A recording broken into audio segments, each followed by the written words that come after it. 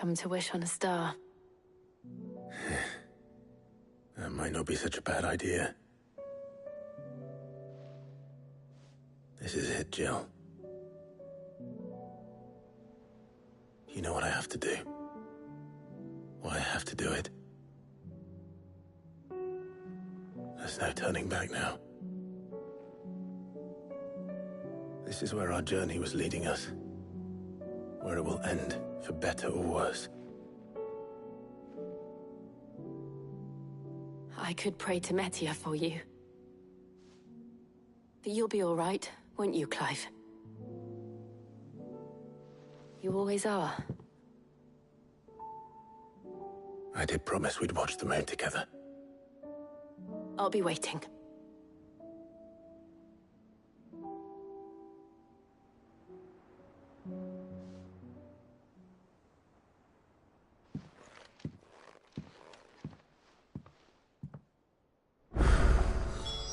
It's almost time.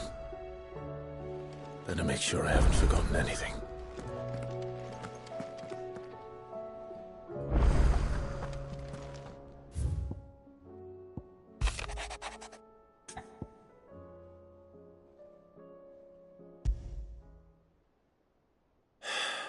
What is it this time, Torgal?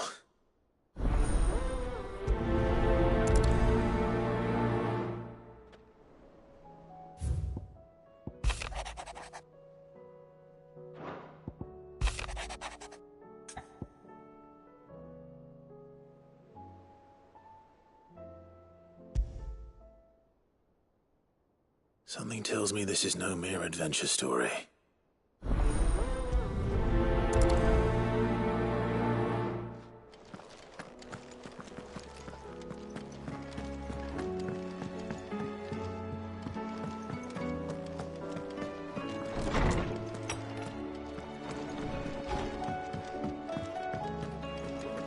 First the skies, then the crystal.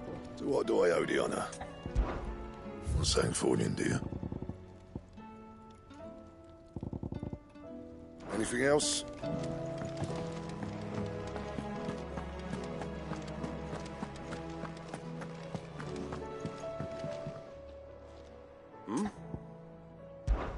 Clive, my boy!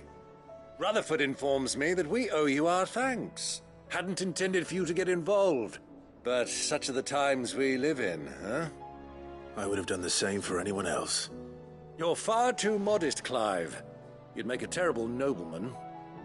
But tell me, is the realm truly in as dire a state as Rutherford suggests? From what little I saw, you were right to be worried. I suppose I should have expected the worst. But I was rather hoping the great and good of the realm might have things a little more under control. Alas, it seems that firm leadership is in short supply these days, and without it, the people are bound to lose their way. We must move quickly. But where do we start?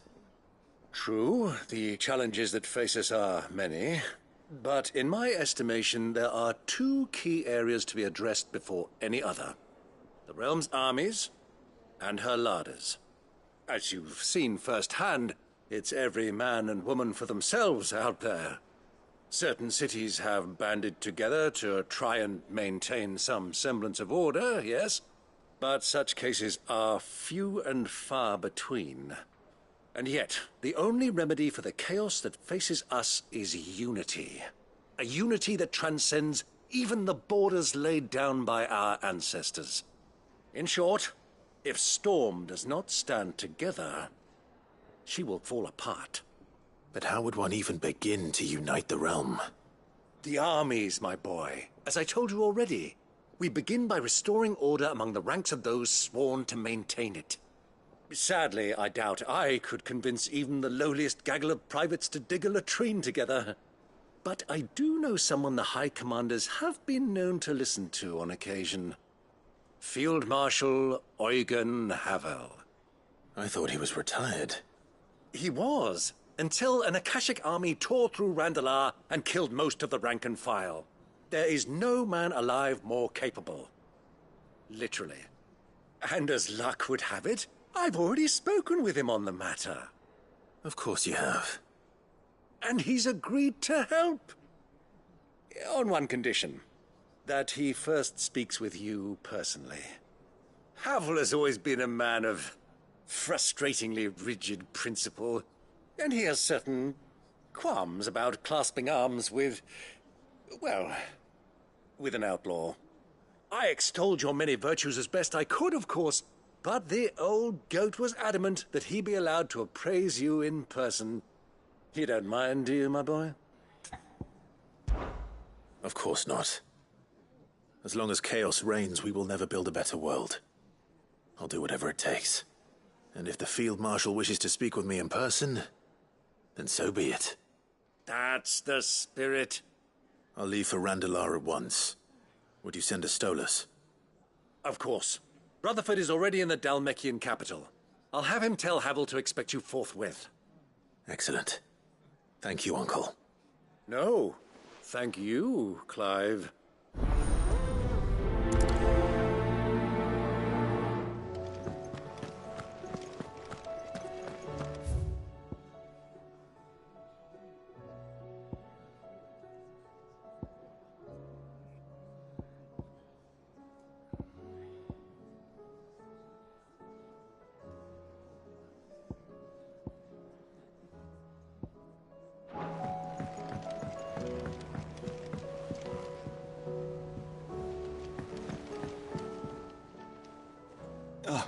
Clive. Joshua, what's wrong? And don't say nothing. It's... not nothing. I've received word from Cyril. The Undying have found Father's will, or something akin to it. His will? How and where? In the crypt beneath Rosalith Castle.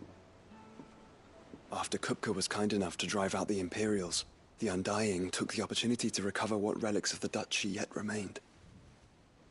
And in the process of doing so, they found a letter from Father. I'm surprised anything survived down there. Cyril asked that I join him in Tabor at my convenience. I have been meaning to go, but... would you join me? Of course. I want to know what's in that letter as much as you do. Very well. I am ready to leave when you are.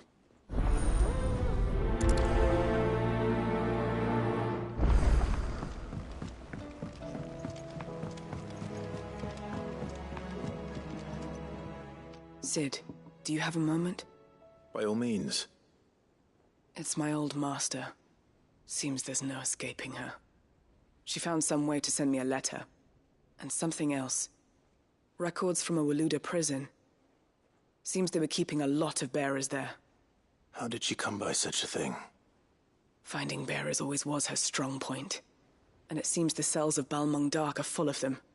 Foreign captives, the masterless. Bearers no one would miss. And even better for her, bearers with no one to look after them. When ether started lapping at the walls, the jailers fled. Leaving the bearers to be liberated by whoever happened to come along next. Sid, I'd like to believe that I've earned your trust by now.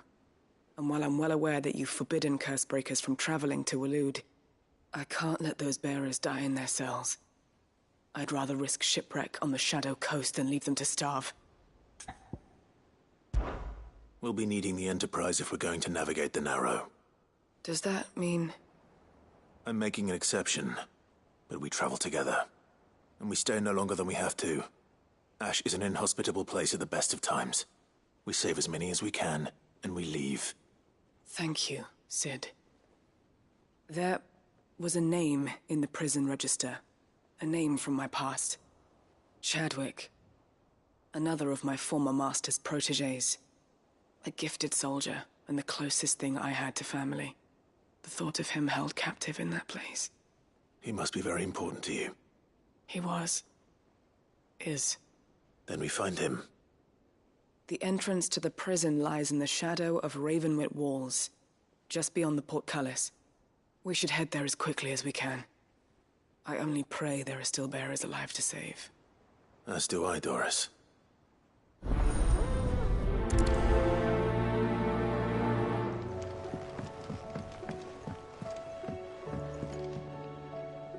Sid, I was wondering if you could help me.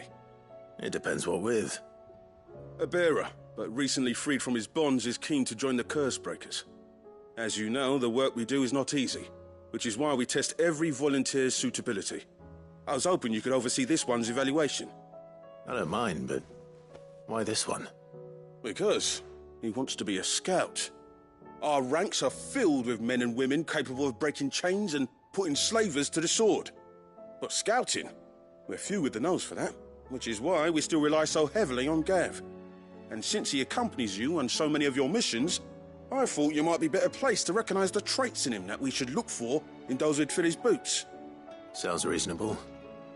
So you're happy to oversee the boys' test, then? One can never have too many scouts. Truer words, Sid. I'll let the initiate know that you'll be attending his trial, and that he is to proceed directly to Northreach in readiness. No time like the present, eh? No time like the present. I'll await you there.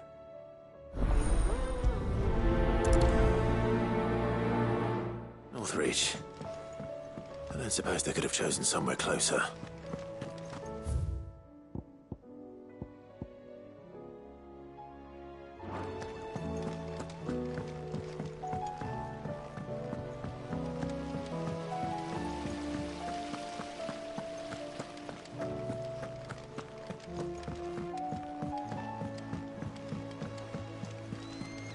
What do you think happened to Miss Mid?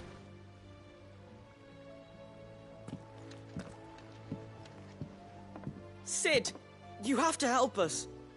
With what? You didn't take apart another of Mid's contraptions, did you? No. Well, yes, but that's not what we want to talk to you about. It's Miss Mididol. She's been acting strange. Very strange. She's barely ever around. When she is, she acts like we aren't even there. Her head's in a crowd. In the clouds. That's what I said, in the clouds. Well, she does have a lot on her mind. When did you last see her? Not long ago. Right after she got back from saving you from Stonear. Then it's probably just about the Enterprise. It did take quite a battering on the way there and back. You didn't break it, did you, Sid? You really should be more careful around Miss Mididol's inventions. Don't listen to her. Even if you did break the Enterprise, you could put it back together, couldn't you? But who's gonna put Miss Mididol back together? She seems really sad. Why don't I go and see if I can cheer her up? You do that? For us? She's in her dungeon. Don't scare him. It's not a real dungeon. Thanks for the warning.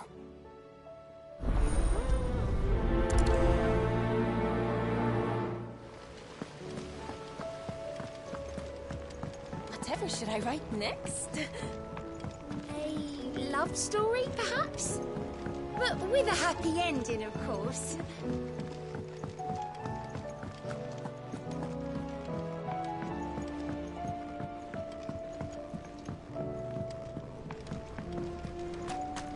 I will not let them be forgotten. Sid, may I have a moment?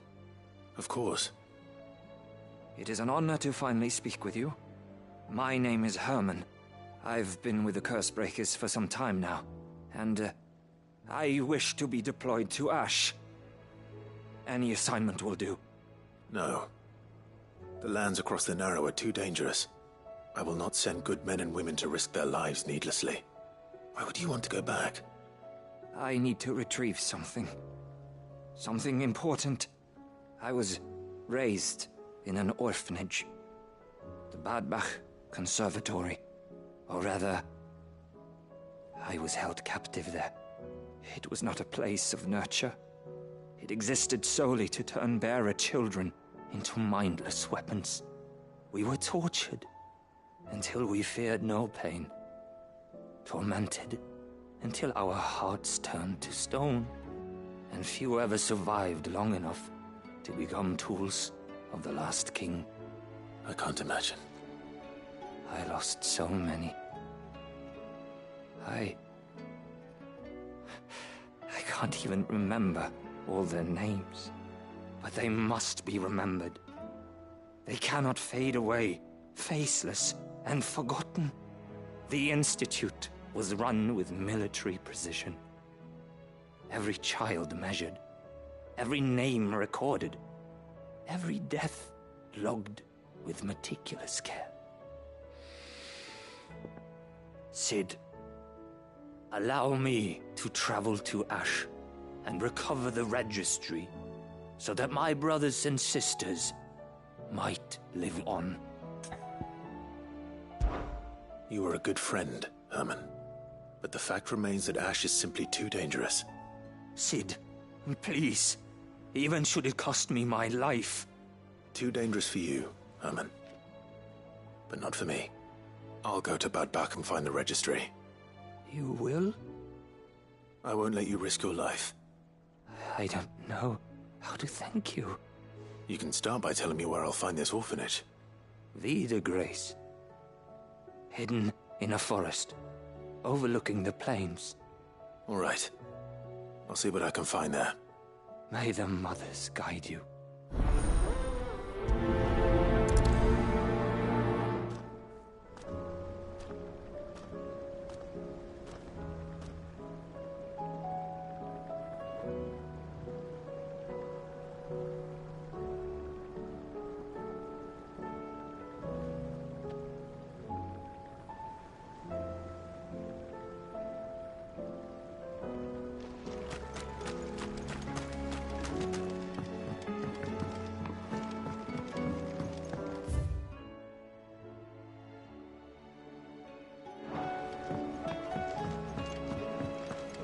Has Mitterdol mentioned a new project yet? Not exactly. She seems preoccupied. Mid, if you have a... That's it! I knew it! The answer was right here under my arse all along! If this doesn't steer to the skies, nothing will! To the skies? You aren't trying to give the Enterprise wings, are you? What else would I be doing? The children seem to think you're avoiding them. They're worried about you. Is this really so important that you need to shut yourself away from everyone? The Enterprise is already the fastest ship in the realm, and that's with the sea beneath her. But what if she weren't bound to the waves? What if she weren't bound to anything at all? It's not fair. The gods get the skies all to themselves, so I'm gonna do something about it. The Fallen had their chance, but they relied too much on magic. And see where that got them? But not me. I've discovered how to do it without. Well, almost. First I need to make a prototype. And is that a one-woman job? Are you volunteering? I'll have you know the Enterprise is my baby. But if a godfather's offering to lend a hand, I'd be happy to take it. First I'll need oil, and not just some old drippings from Miss Molly's spits in the Tub and Crown. Refined stuff, like they make in Ordill. Then I'll need some bone, or shell. Light, strong, preferably no longer attached to the beast it belongs to. If it's beast bones you're after, I'm sure the curse breakers will know where you might find some. No, they'll know where you might find some. You're the one who offered to help, remember? I should speak with one of the curse breakers before I set off for Old Hill. See if I can't find this bone while I'm there as well.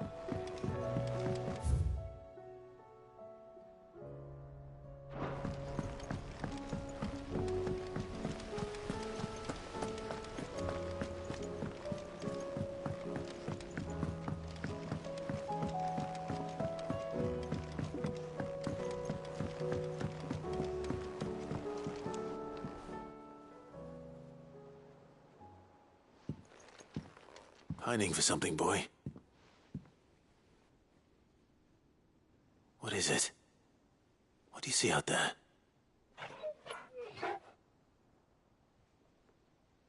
I never did ask where you got that anklet of yours. From Sid, that's why. On the day he brought him home. That long ago? And you're only thinking to ask this now? Sid saw that the pup had a habit of gnawing on his leg, since you ask. Clap that there iron on him to keep him from doing it. What was wrong, boy? I'll take like as not. Must have been hard on the poor whelp losing his loving masters at such a young age. Doubly hard in being a frost wolf. torn away from his icons and all. Sid would always tell him, you want that iron gone, you find what it is you're looking for. I reckon what he was looking for was you. I'm sorry, Torgal. Sorry for making you wait so long. Let's get that thing off you.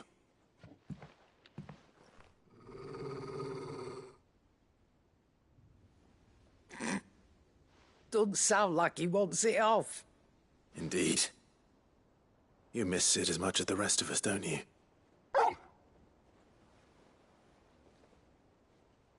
You want me to go with you somewhere?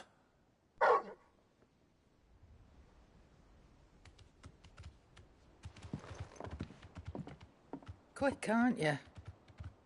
Glad you've been paying attention. Not nearly as much as you have, Lady Karen. Aye, good thing and all. It's not like Gav would have kept him in nuts and rubbed his belly these past 10 summers. Your kindness is appreciated. You've been a good friend to him. Only because he doesn't talk back like the rest of you. Go on now.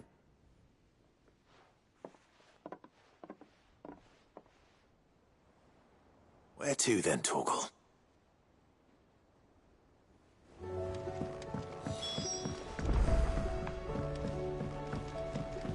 Say what you will. Oh, Lady Karen has seen herself.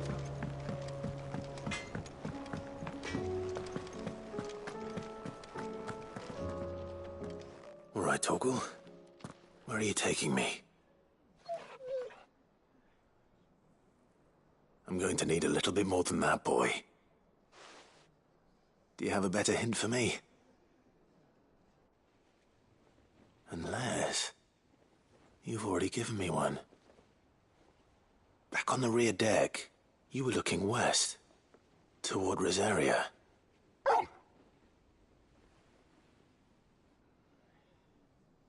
Why don't we try the rookery?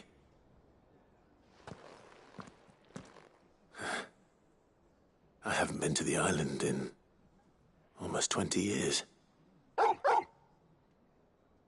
To Port Isolde, then. Fingers crossed the old mooring is still there.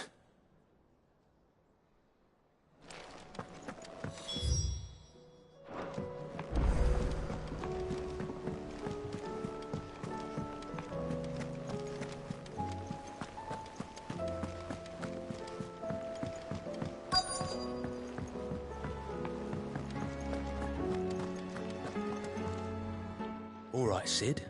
Come to buy us around, have you? Only if you earn it. Mid needs a piece of light but durable bone for her next project. You've encountered your share of beasts on your travels across the realm. Any ideas? Most bones are the same. Whack 'em hard enough and they'll break. If it's durability you're looking for, shell will serve you better. You know what an adamantus is? I do. And I know to give them a wide berth. Will any old adamantus do? Well, with shells, the older the harder. There's a rumour of an ancient adamantus down in Karava, near Old Bidza, or what's left of the village anyway. But don't expect to make quick work of the bastard. There's a reason it's lived as long as it has. I'll keep that in mind. Thank you.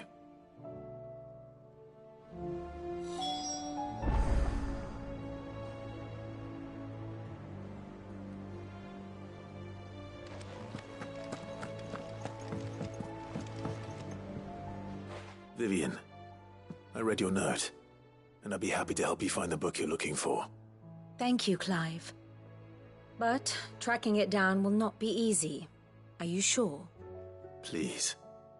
You have always granted me your wisdom and insight whenever I asked. It's only right that I return the favor. Or at least attempt to. You are too kind. Alas, what I ask of you is rather more trying than delivering the odd lecture. I spoke with Harpocrates to see if he had any inkling as to where another copy might be found, but perhaps it is best that you hear the details from him. If you say so. Forgive me, Clive, for asking this of you.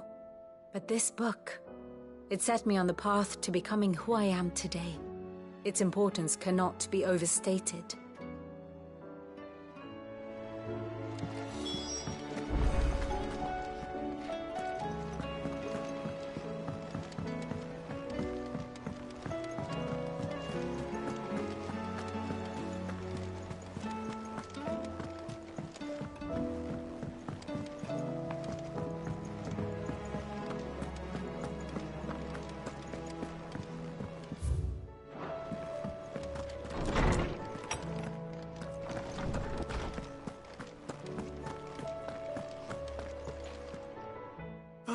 Clive, my boy. What a pleasure it is to see you. Hippocrates. There's something I need to ask you. I've been charged with locating a book called From a Distance. Then you seek a rare gem indeed.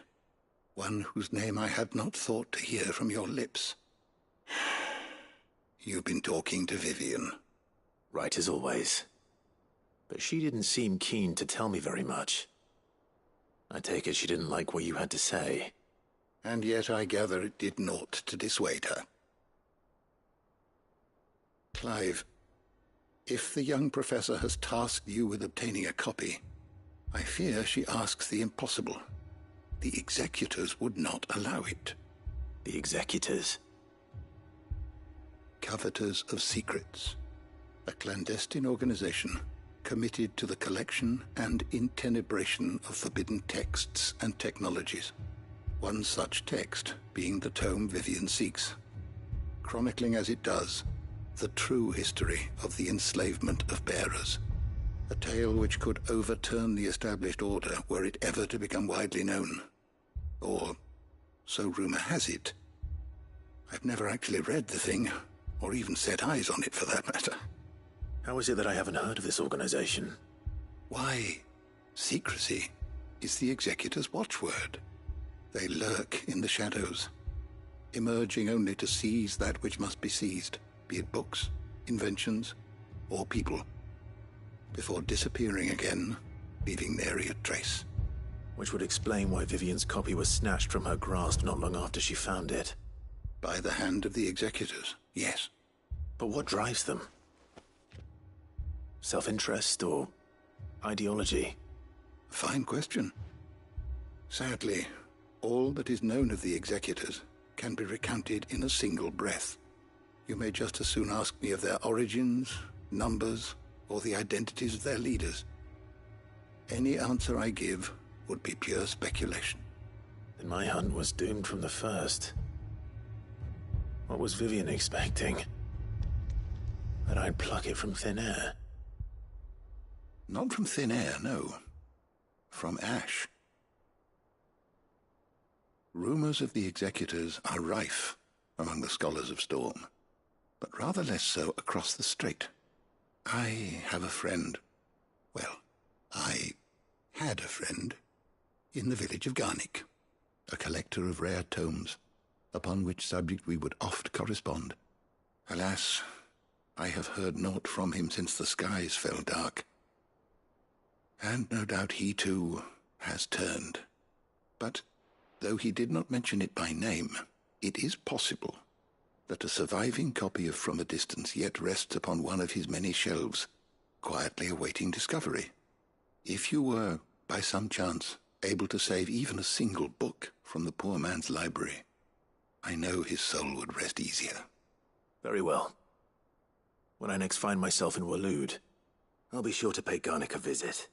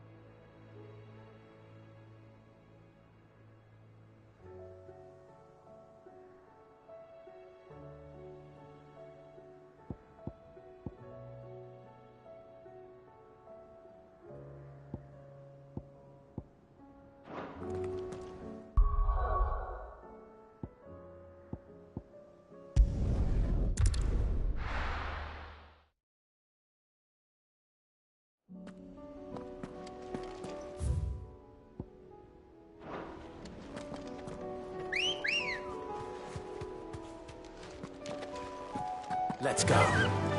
Run like the wind.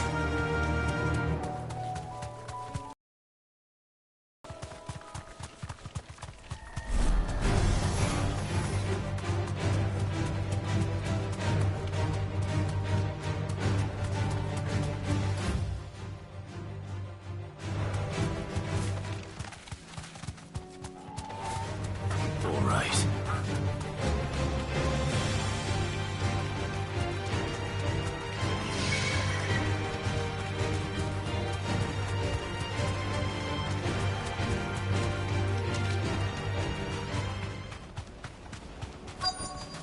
Be safe.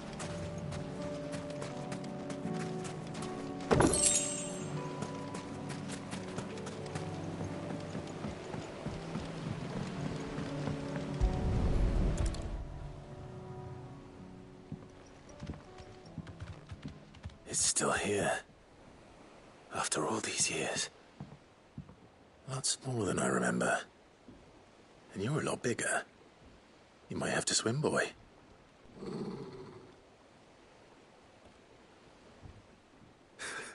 I wasn't being serious.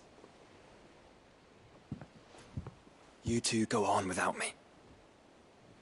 I doubt that boat will hold a third. If you're sure, we won't be long. Hop in, boy.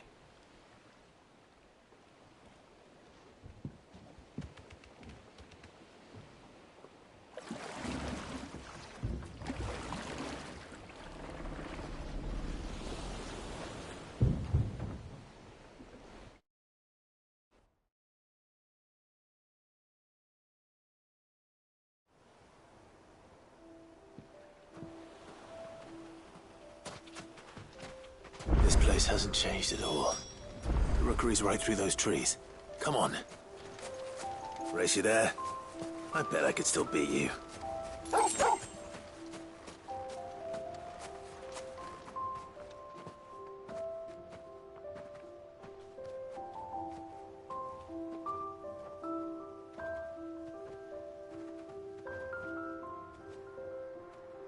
Here we are. This was our hideaway. Wasn't it, Torgal?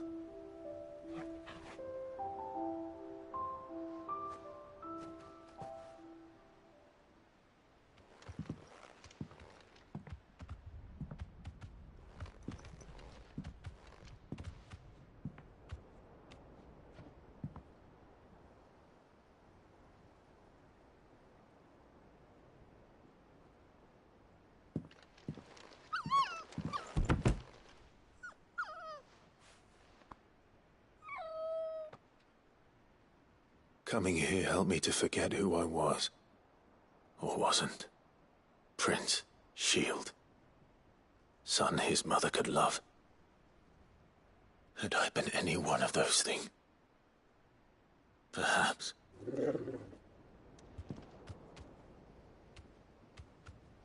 What is it, boy?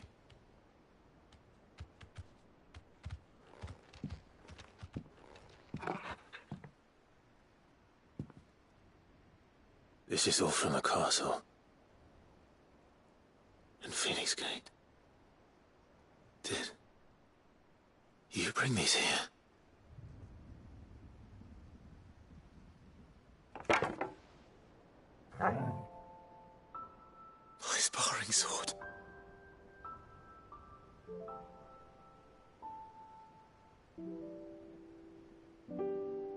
Well, well. You never stopped looking for me, did you, boy?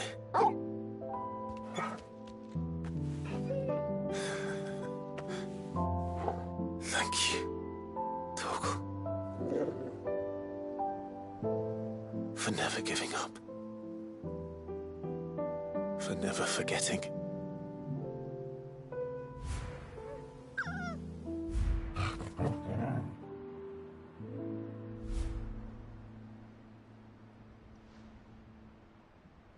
Let's take this with us, shall we? So I don't forget either.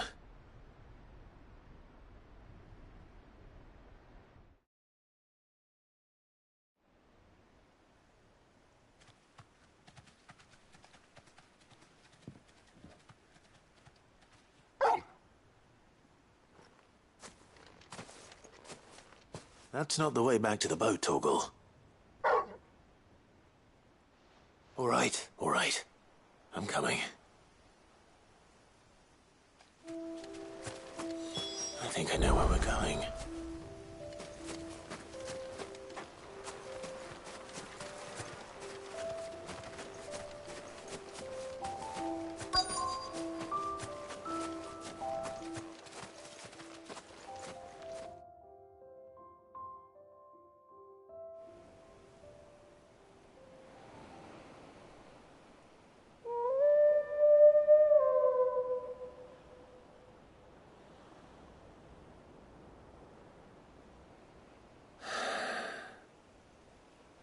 People always talk about the importance of putting the past behind you. But without it, we wouldn't be who we are today. And we certainly couldn't steer our way to a better tomorrow. Come on, Torgal. Let's go home.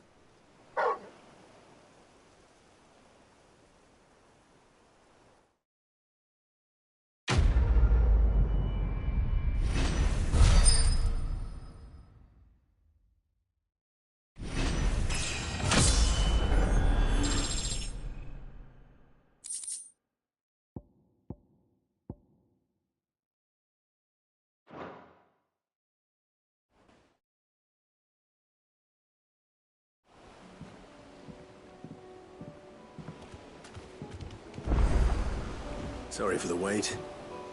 We're ready.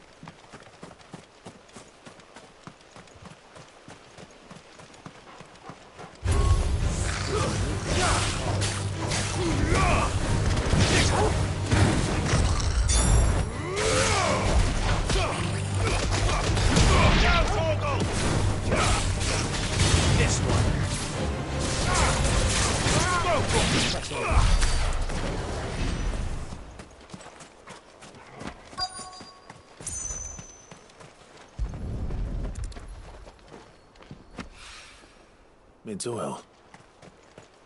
After what happened here, it's a miracle there was any left at all.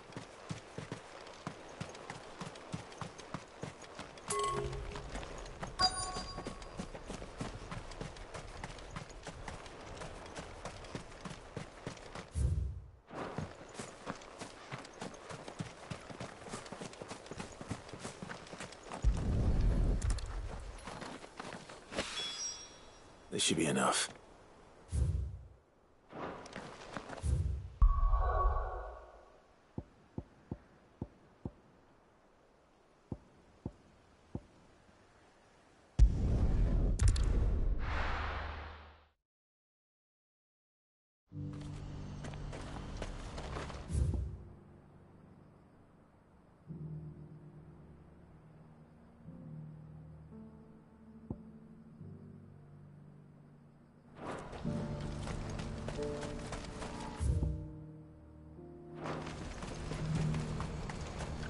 Do you see that too?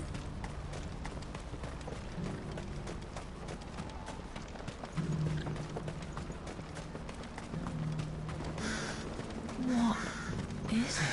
Oh, please. Just make it stop. I'm scared.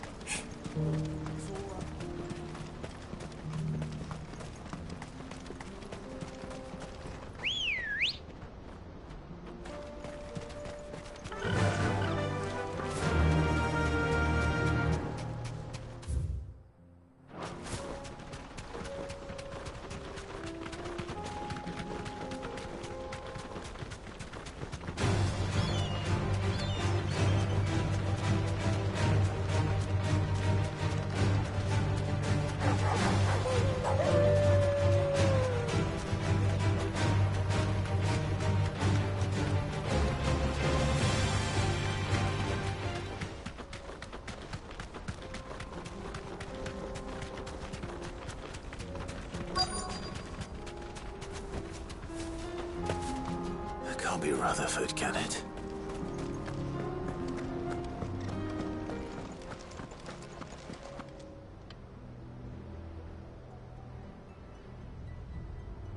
Turncoats and cowards, the lot of you! If it's a fight you want, it's a fight you shall have! Allow me. I don't need your... Please, Field Marshal, oblige him. This won't take long. You're right. It won't. Men, finish him.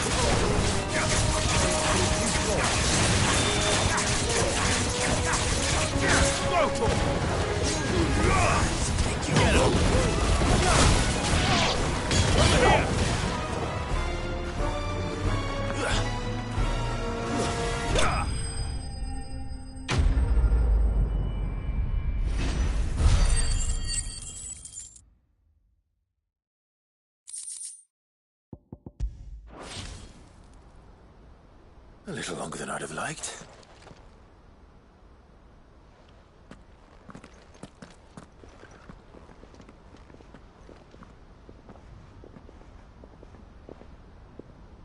Field Marshal Havel, I presume. Are either of you injured? No, my lord. You arrived just as our escort turned on us. Fucking traitors. I'd heard reports of soldiers in the outlying regions abandoning the oaths they swore. But I hadn't thought the corruption had reached so close to the heart of the Republic. It's a fucking disgrace. Your interfering old bastard of an uncle tried to warn me, of course. My lord Marquis. Or is Sid the Outlaw more to your liking? Call me what you want. It doesn't change who I am, or the urgency of the message I bring. My uncle has a plan to right the realm, and he needs your help to see it through. Before I agree to anything, I'd have you answer one question. What do you stand to gain from all this? I won't deny that I might benefit from further chaos. But I seek a new beginning for all of us. And while the choices I've made may not always have been the right ones, I know I made them for the right reasons. For so long, so many of us have been told how we could live, how we could die, when it should have been our decision all along. Now we have a chance to put things right. But in order to take it, we must stand together. Even if it be beside those with whom we don't see eye to eye.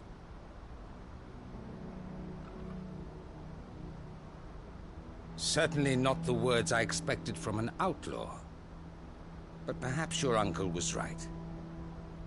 You are no ordinary outlaw. I'll never hear the end of this. All right. I'll start by ordering my most trusted guard to bring the Dalmekian fringes under control. Next, I'll make contact with my counterparts in the Imperial Army and see if I can't convince them to try and restore order in their own territory. Thank you, Field Marshal. But they are not the only ones we will need to convince. What do you mean? I don't doubt that I can bully some sense into a few generals, but those they answer to require a different kind of persuasion. And when it comes to honeyed words, well, we will need an envoy. One who can court even the most stubborn of statesmen. You, perhaps. I'm flattered. But I'm no diplomat either. And I have other problems to attend to. What we need is a skilled arbitrator. And I may know just the person. Is that so? And would he happen to be an outlaw too? Of a different kind, perhaps. Well, beggars can't be choosers. I suppose we'll all have to find a little of the outlaw in ourselves if we're to make it through this. Very well. Send your man to me right away. I shall.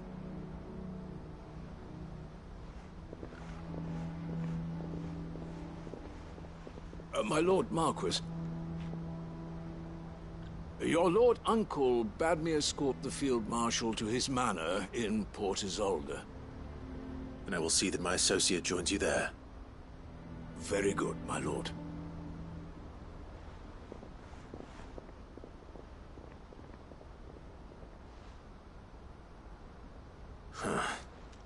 An envoy. I'm not sure I'm the man to talk anyone round. I can barely convince my brother to take his medicine. No. This is a job for someone with experience. Someone like Quentin.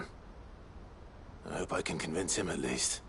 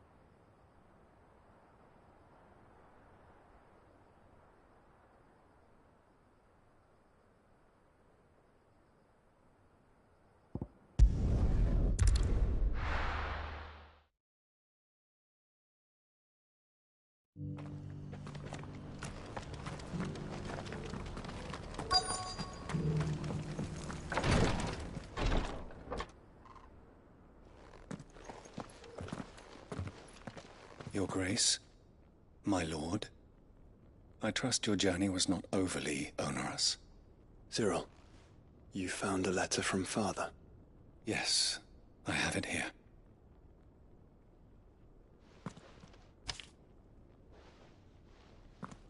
If you would do us the honor, my lord.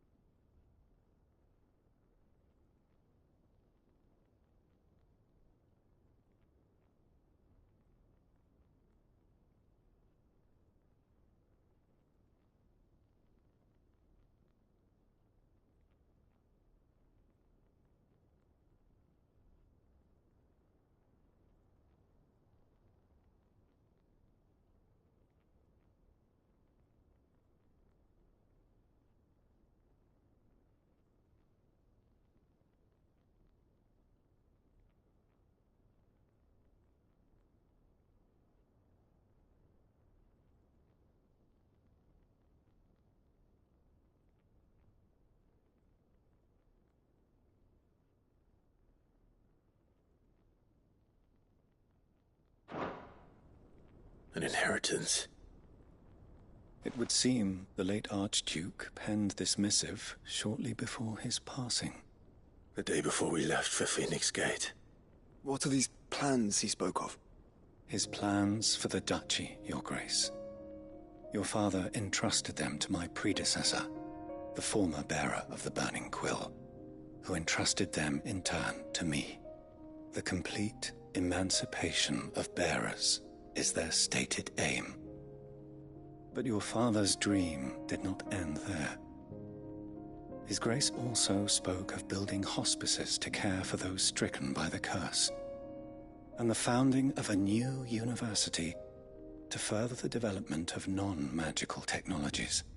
With the blight spreading ever more widely across the twins, Archduke Elwyn saw this as the only means of securing Rosaria's survival. He wished to see men and bearers treated as equals. To see centuries of common wisdom overturned. Small wonder he did not think it achievable within his lifetime. But he thought it achievable nonetheless. Had he not, he would never have written this message. Nor would he have entrusted his vision to his most faithful aides. Those who would have stood with you, shielded you from the machinations of the less benevolent personages at court. It's a pity only they are still with us. 'Tis true that those most loyal to your father were the first to suffer the Duchess's wrath. But one at least remains, and she has come bearing gifts. What do you mean? Mayhap it is better that she explain, my lord. After all, the duties entrusted to me by my predecessor extended only to recovering His Grace's will and arranging a meeting with the one who might execute it, or a part of it, at least. And where is this woman? She awaits you in the archive, Your Grace. Thank you, Cyril. Shall we then?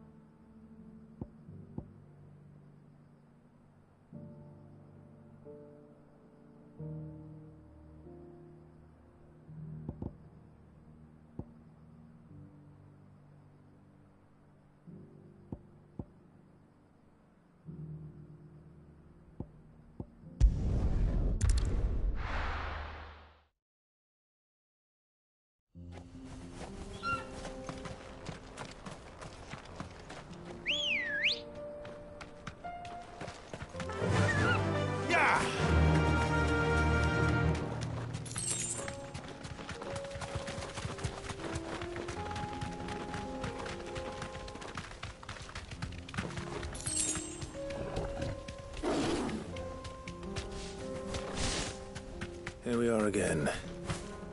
Carava. If you were a tortoise, Torgor, where would you hide?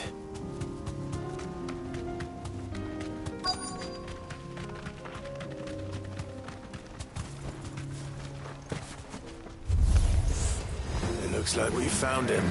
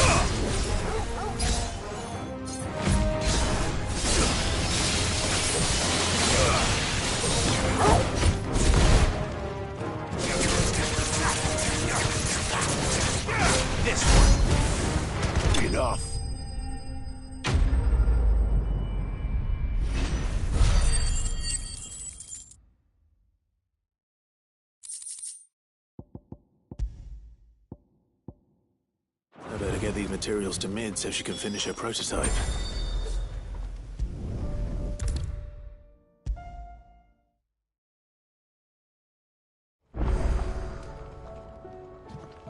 Mid, tell me this is all you need.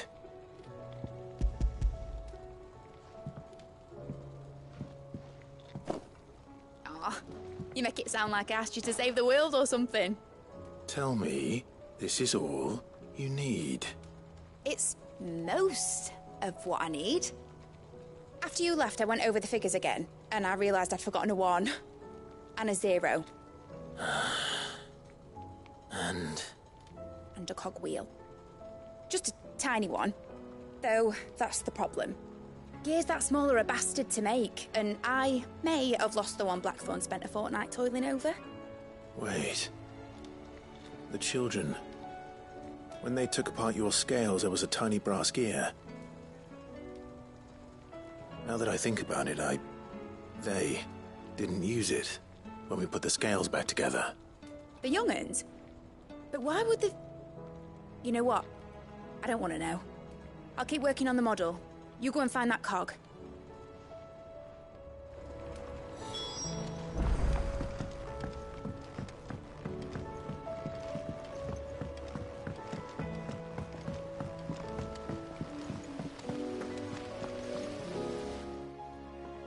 Sid! Is Mid still hiding from us? She wasn't hiding. She's fine. She's just busy working on her next project. A new invention? What is it? What is it? Is it an airship? I bet it's an airship! Do you think she'll let us help? That just so happens to be why I'm here. She needs something special, something only you three can provide. A brass gear. A tiny one. One that might fit on, say, a set of scales? Oh, the one you forgot! We remember. We saved it, just in case. It's in the bag of bits. Since your lesson, we've been disassembling, then reassembling everything we can find. All the pieces that are left over, we keep under our beds, just in case. That's good to know. Look! I found it!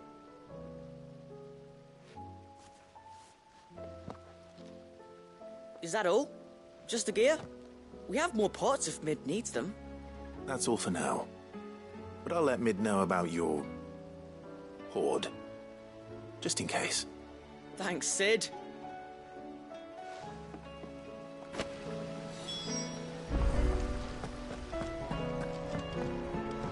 Has Midadol mentioned a new project yet?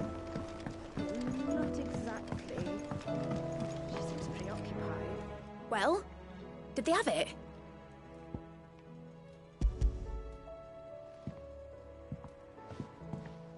They did. And they kept it somewhere nice and safe. Will it work? Will it work? He's perfect! You're a genius, Clive. What exactly are you going to use it for? Only the most important job of all. The wings aren't going to move on their own. But with the right cog in the right place... well, you just wait and see.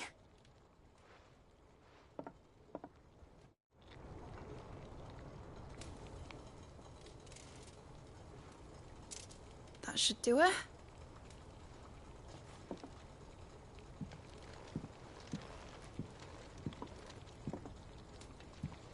Here goes nothing.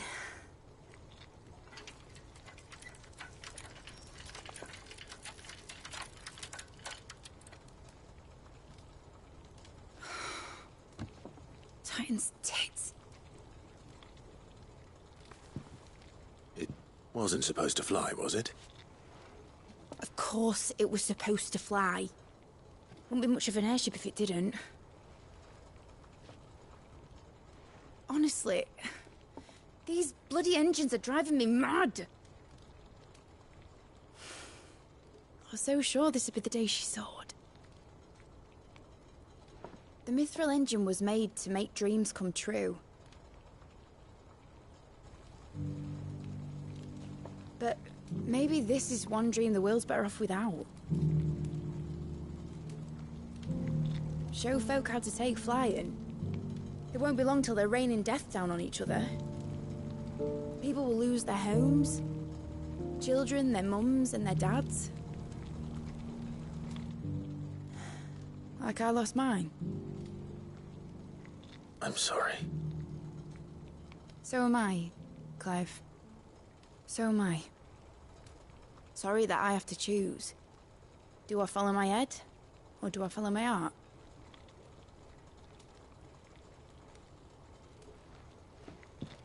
Good question.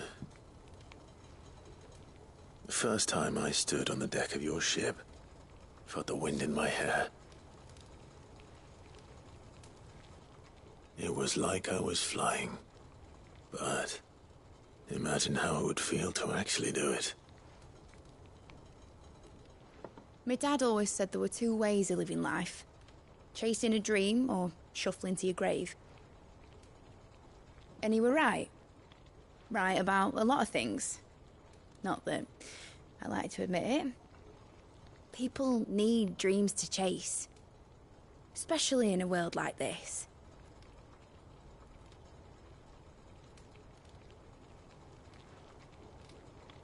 Right. When this is over, I'm gonna take all my Mithril engines to Zemeckis and sling them over the edge.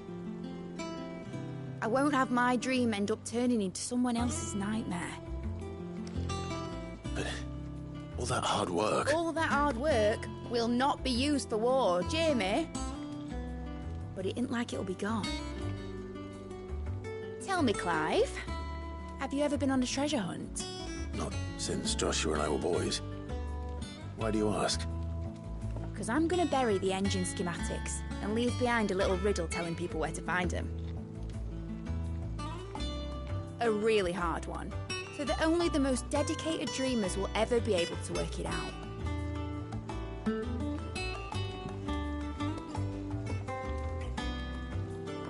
Ooh, I can picture it now. Some daft general squinting at the words with a gormless expression on his mug. Like that one, yeah.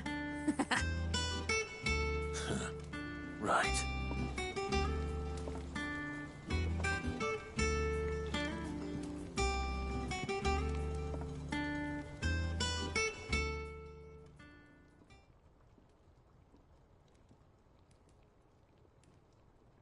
Of course, if I'm putting this engine at the end of a treasure hunt, I'll still need to make it a treasure worth hunting for. Won't be much of a prize if it couldn't even make a toy boat fly after all.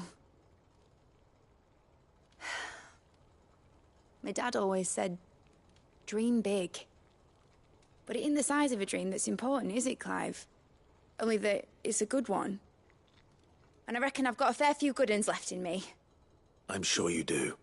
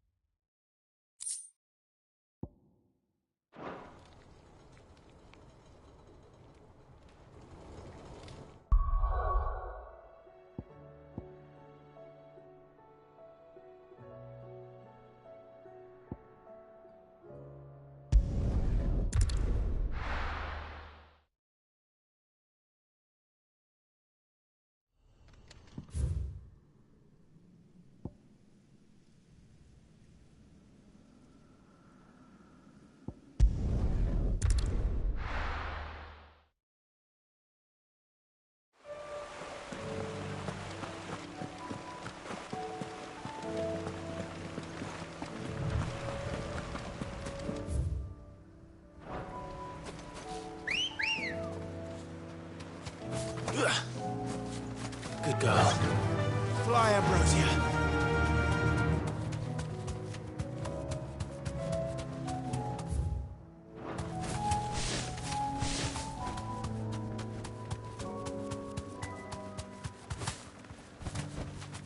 I can walk from here.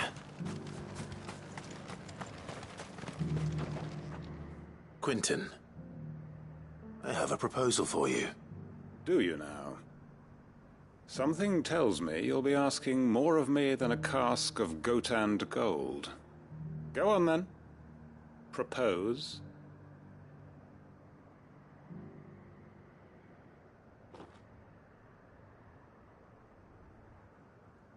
You'd have me convince the chiefs and chamberlains of the realm that they should simply swallow their pride and do the one thing that has proved impossible for thousands of years.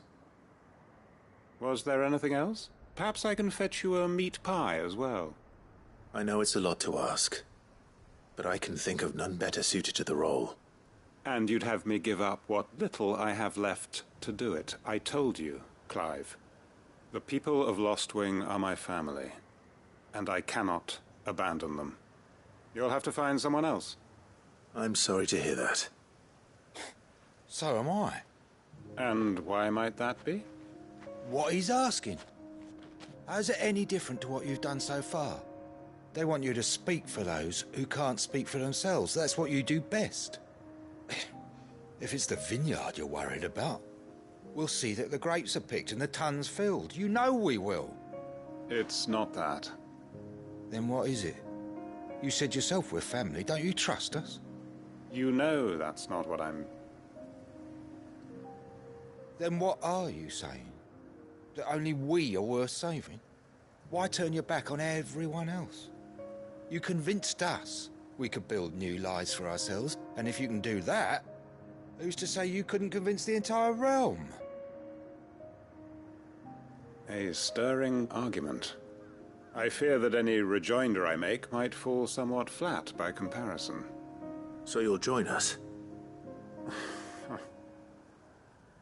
Where do you need me? Field Marshal Havel will want to speak with you in person. He's currently in Port Isolde.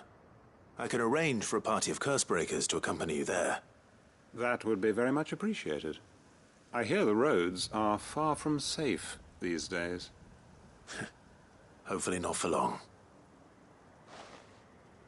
My uncle will want to know that his plan is taking shape.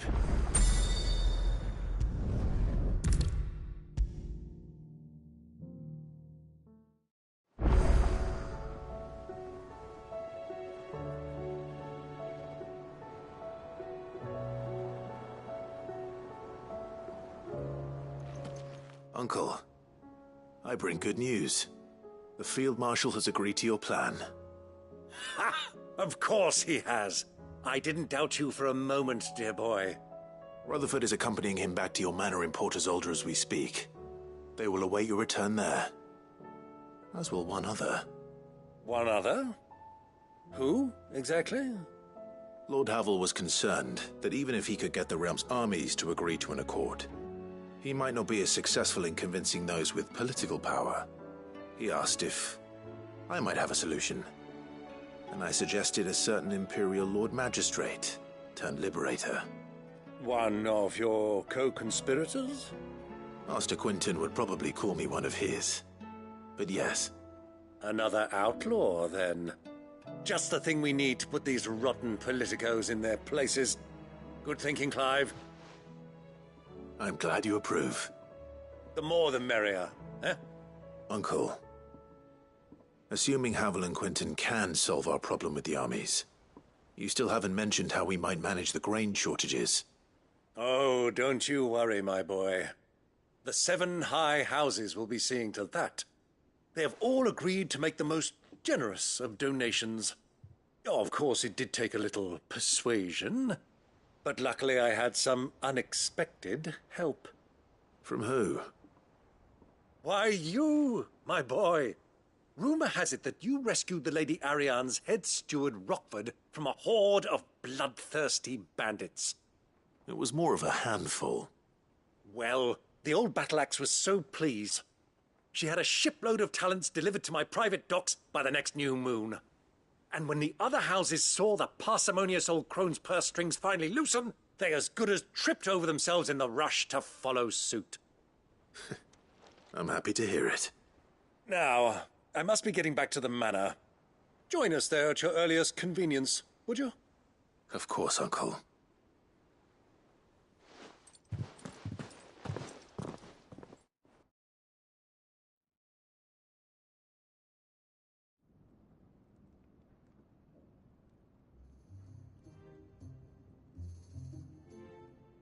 And how, pray tell, will we get that grain to the capital if the roads are still overrun with akashic? You find another bloody road. I only have so many men, and I'm not about to send them headlong into an ether flood. That is, unless you'd have them turn as well. Well, I'd certainly eat less. Says the man with a belly bigger than a band of curls. My soldiers actually need their rations. Without any food to keep them going, they'll be dead even before you've sent them on your fool's errand. If I may, gentlemen, perhaps I might suggest an alternative approach. Though supply routes are indeed disrupted, there is no shortage of ships. Indeed, they bob away in every bay from here to Randalar, awaiting a safe haven. Allow them to make port and fill their bellies full of grain. And once those who crowd the cities are fed, ferry the displaced back to the countryside to work the fallow fields. But I'm sure that you wish to continue your discussion. Forgive the interruption. 2 such firm friends as yourselves need no help from the likes of me. Rutherford spoke fondly of the great bond between you. Us? Friends? I can't stand the man! Clive, I'm beginning to question the quality of the company you keep. And what kind of company were you expecting him to keep? The man's a criminal! Criminal? How dare you? You are not fit to breathe the same air as this fine, upstanding young gentleman. Upstanding? He calls himself Sid the Bloody Outlaw! Once more onto the breach.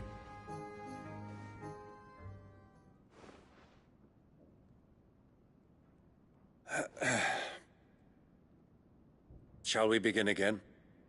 What we seek here is not to create a new nation, nor to claim the thrones of those that already exist. We wish simply to bring stability to the realm that mankind might weather the current storm. And to do that, we must convince those in power, the generals, the statesmen, the nobles, that our cause is just. There will be disagreements, yes. And I imagine some resistance, much resistance. But we cannot let that deter us. If we show them the path, show them that we walk it ourselves, then I am confident they will follow. The fate of the world lies in my nephew's hands, but the well-being of her people lies in ours. And we must not squander the chance that Clive has given us. Uncle Byron, Now, with that settled, let's move on to the signing of the Accord. For what great moment in history hasn't been accompanied by a little ceremony?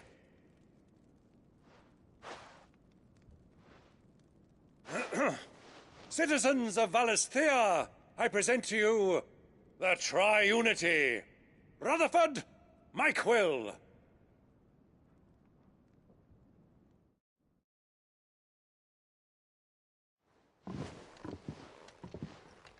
Well, my boy, the stage is set.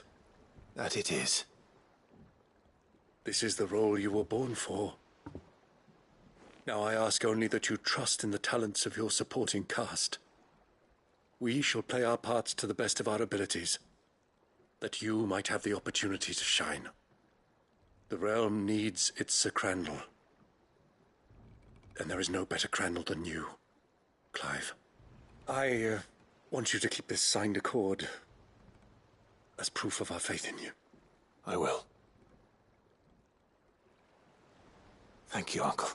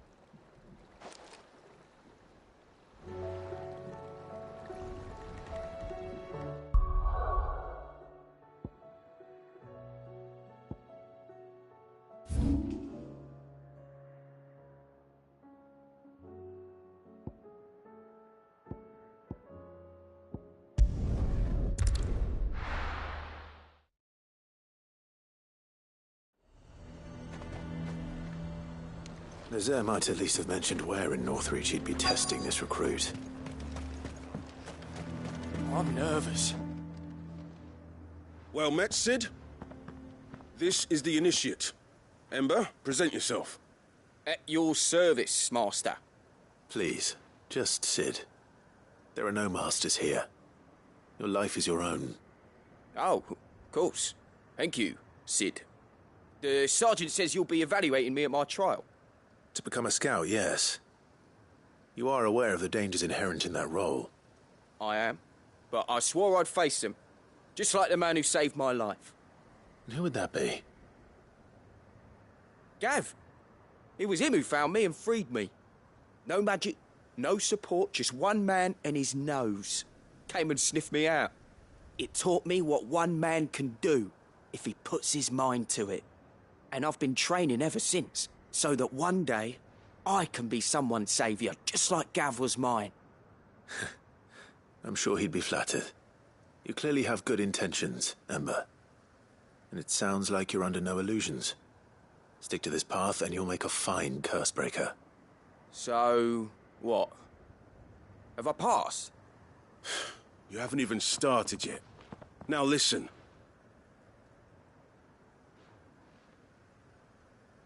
Not far from here is an Imperial lookout.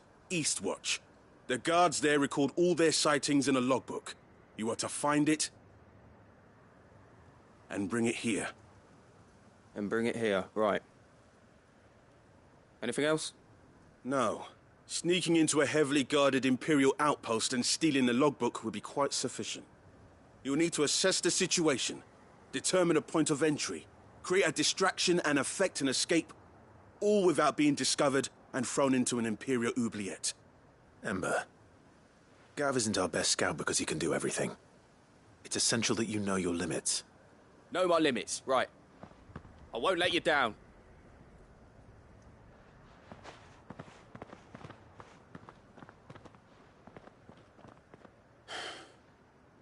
It shouldn't be as dangerous as I made out. But keep a weather eye on him all the same, would you? On my way. All right, Ember. Impress me.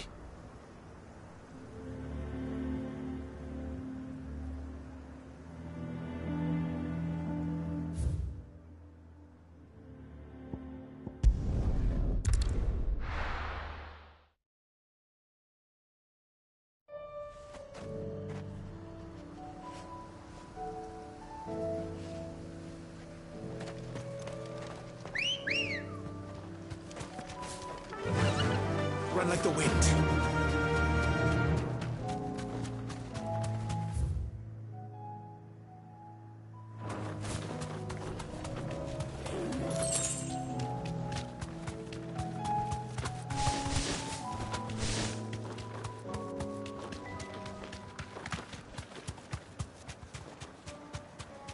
These are clean kills. Perhaps young Ember really is ready. Or maybe not.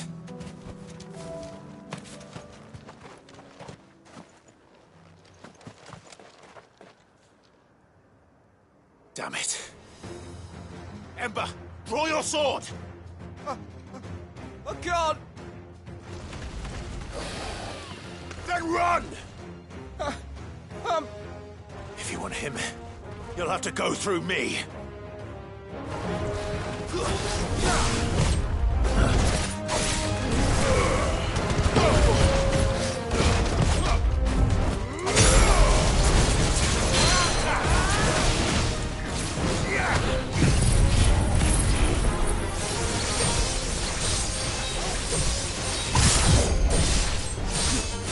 All yours, Torgal!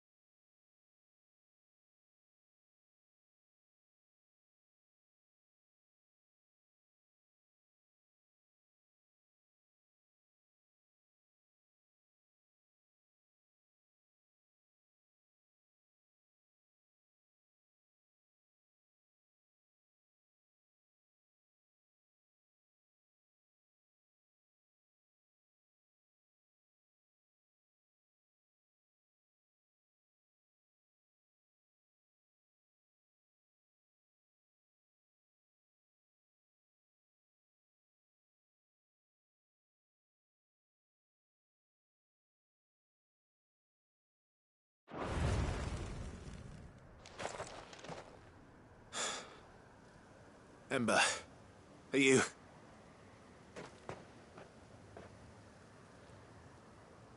Gone. Of course. Scouts really are a rare breed. Back to Northreach it is, then.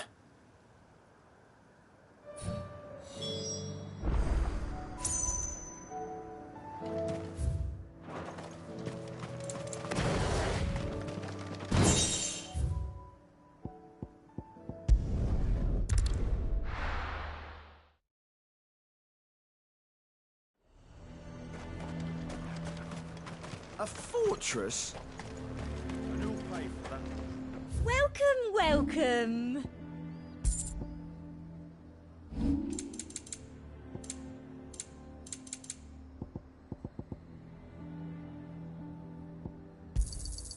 An excellent choice. You've a keen eye.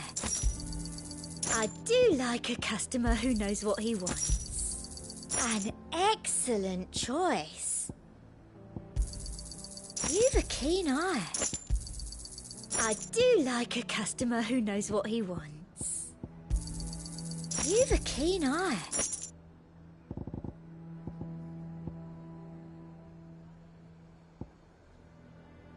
Come back again.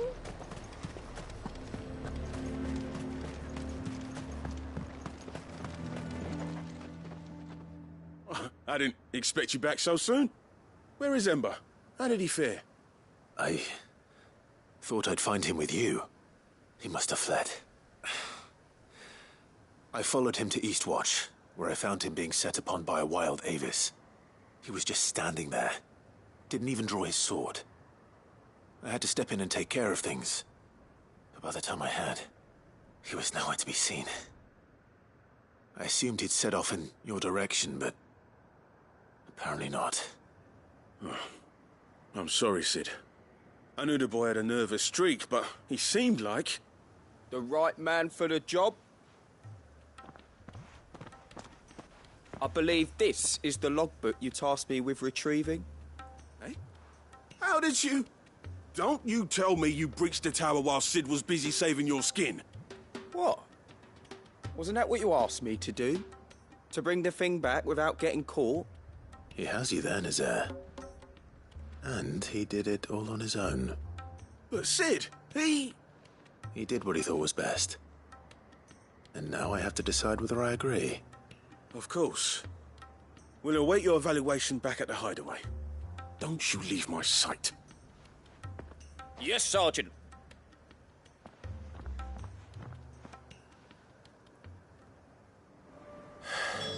This won't be an easy decision.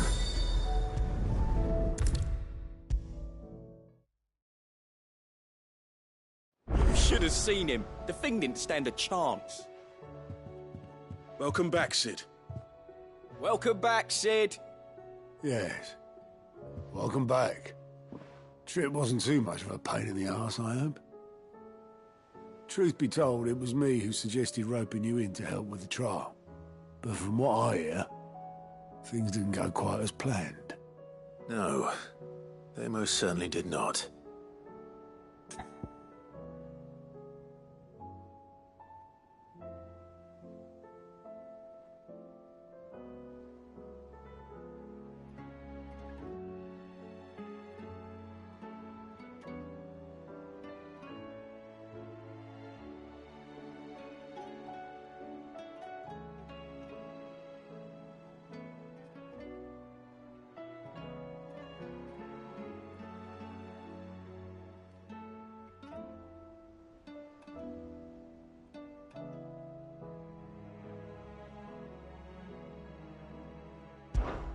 Ember lost his nerve in the face of a beast of prey, but he didn't lose heart.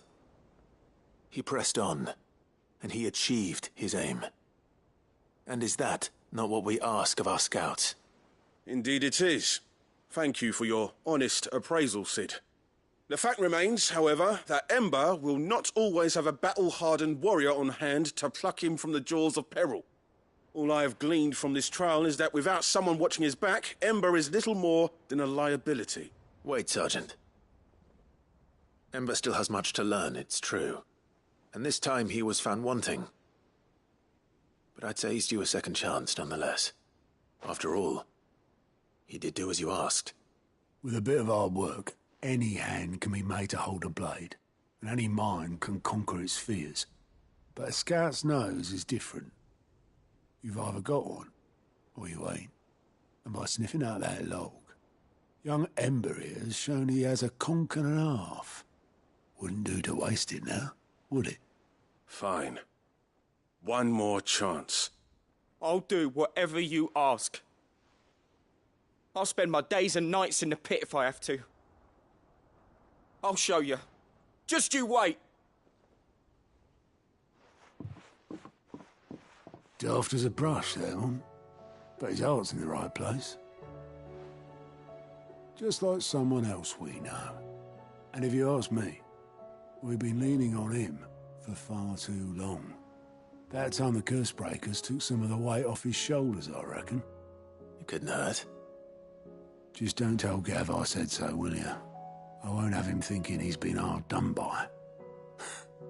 Next thing you know, he'll be asking for a day off. Chance would be a fine thing. Back to work. Forgive me, Sid. This did not play out as I expected. Things rarely do these days. But that's why we need men like Ember more than ever. Men who can make the best out of a bad situation. Remember that. I will, Sid. Thank you.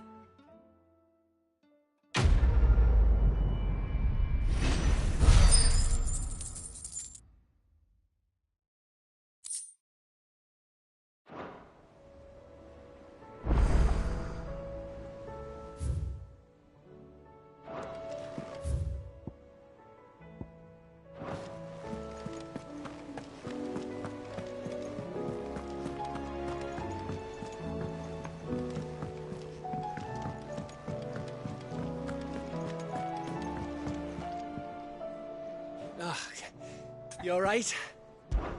Something troubling you? No more than usual. It's just... Etta's baby will be coming soon, and I wanted to make something for it. I'm sure she'd like that. Back in the north, families would always make gifts when a bairn was on the way. Yeah, I'll let the little tykes know they were welcome in their new homes, like. So, what's the problem? Well, the problem is that Etta's due any day now, and I don't know if I'll be ready in time. Is there anything I can do to help?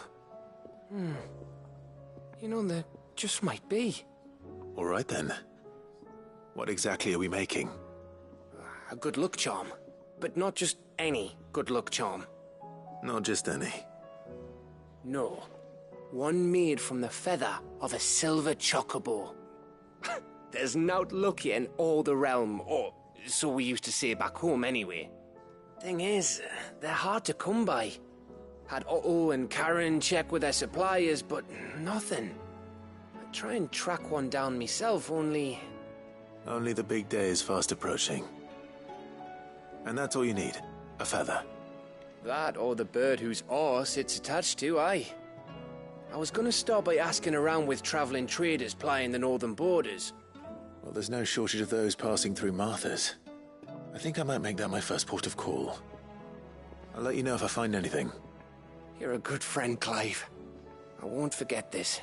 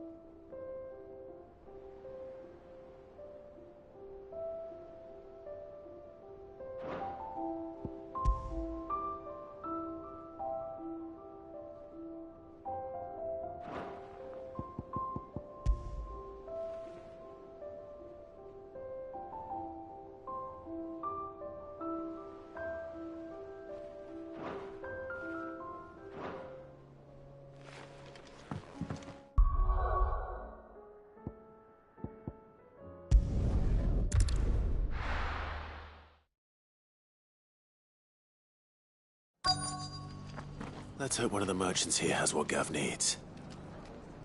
Excuse me. I'm looking for something. Oh, well, then I'm your man. A silver chocobo feather. Oh, or maybe not. Though you're not the first to mention the bird around here. There was a man stopped by the rest not long ago, claiming he was attacked by a silver chocobo. Near some gutted hovel, not far from Eastpool. Most took him for a braggart and a liar, but who knows? Perhaps there was some truth to his tale. We'll see. Thank you.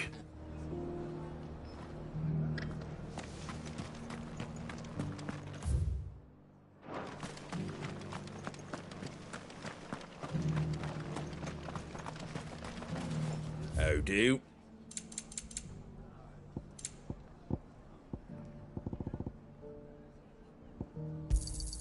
Thanks very much. Much obliged. There you go. Thanks very much.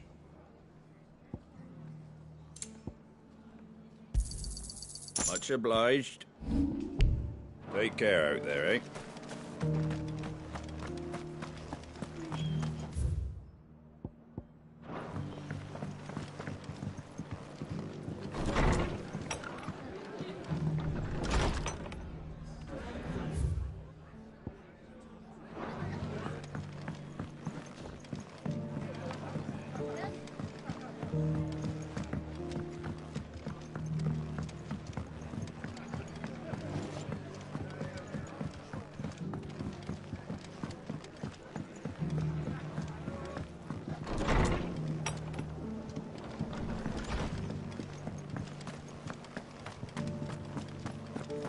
Just because the heavens have gone to rack and ruin, it don't mean we have to.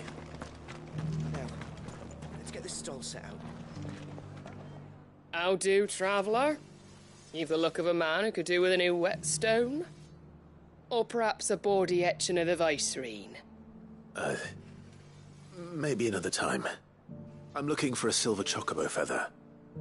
If that's the case, rumours are all you're likely to find. No one has seen a silver chocobo for years. Word is they were all hunted for their feathers. Some northern nonsense about bringing good luck. Didn't bring them much, nor their bows. If any are still out there, I reckon they'll be doing their damnedest not to be discovered. You're probably right. Thank you anyway.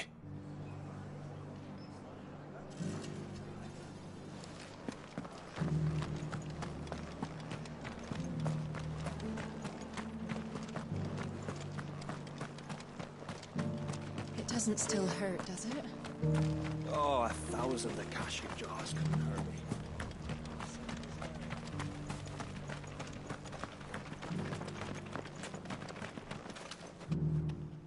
Can I help you with summit? You wouldn't happen to sell silver chocobo feathers, would you? I deal in fruit, not fancies. But if it's fancies you're after, I suggest you try Rhiannon's ride. Was a silver chocobo seen there? Oh, yes. If you believe the ravings of a madman. It wouldn't be the first time. A silver chocobo sighted in the hills near Rhiannon's Ride. It sounds almost too good to be true.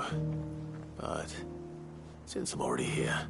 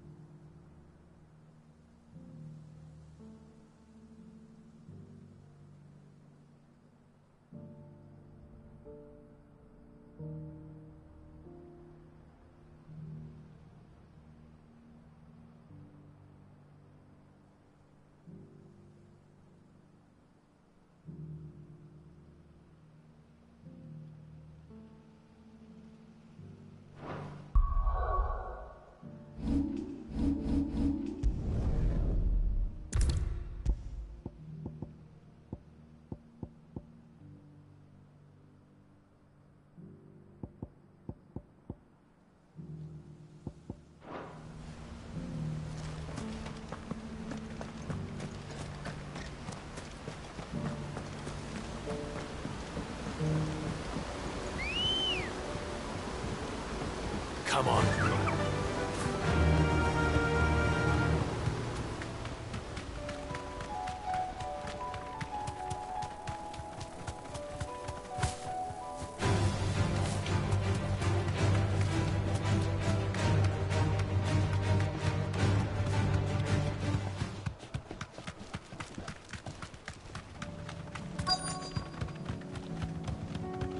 Tracks. They're not left by bandits for a change.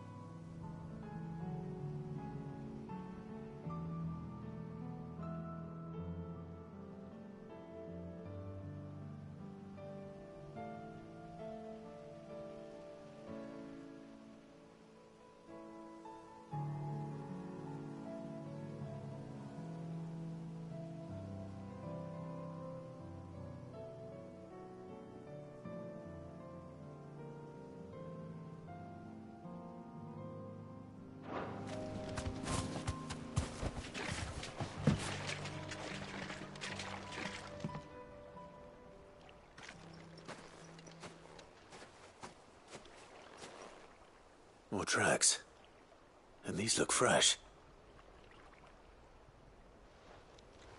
The chocobo was here. And recently. Perhaps it still is.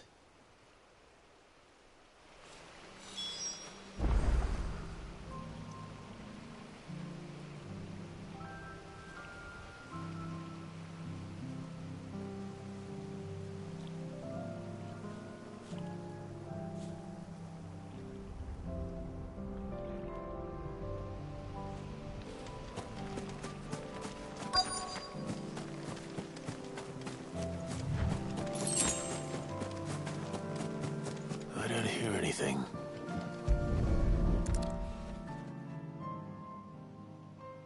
Well, I'll be damned.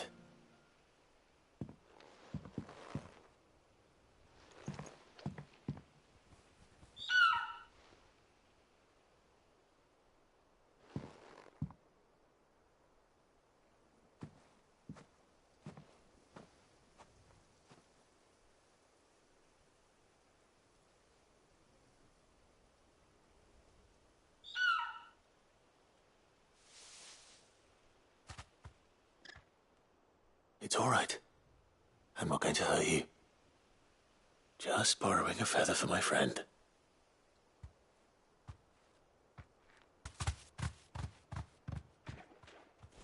Thank you.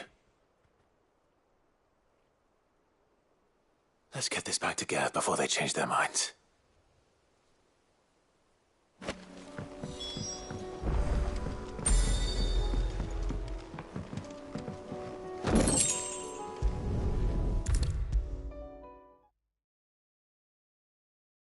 It was no trouble at all.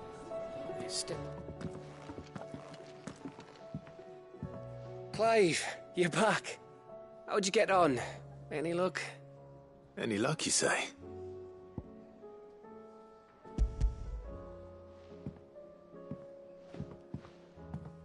Crystal's crack. Is this what I think it is? Where in the hell did you find it? It's a long story.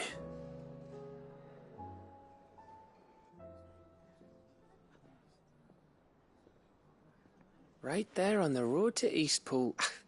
Who'd have thought it? Everything up there's been abandoned for years. The empty cabin made for the perfect shelter. Though I fear my presence may have forced the poor creatures to look elsewhere. Don't blame yourself, Clive. The Blight's right on Eastpool's doorstep. They'd have had to move on before long, even if you hadn't have turned up. They'll find a new home. Trust me. After all, that's what us endangered animals do. Anyway, what matters is, you managed to nick us one of their quills before they could run off. And now all that's left is to fix it to the carving. I didn't know you could carve. Reckon there's a lot you don't know about me. Like the fact I'm as good with a whittling knife as I am with a sword. And that bone Ember gave me's a dream to work with. What did you say it was from again? An Avis? But it weren't your Avis, Sid. I slew one of my own at last. So all those long nights in the pit finally bore fruit. I'm proud of you, Ember. Don't speak too soon. I ain't done my trial yet. There we go.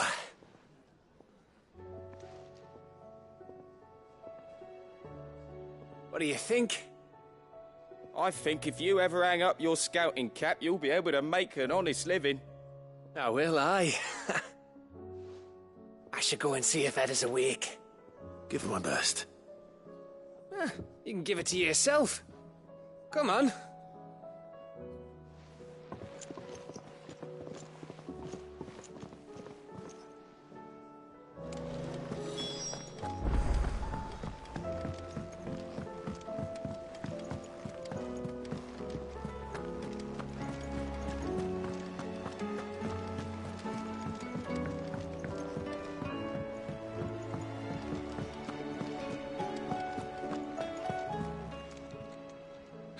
Help you today, Clive?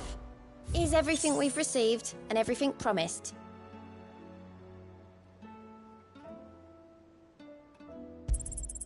Here you are.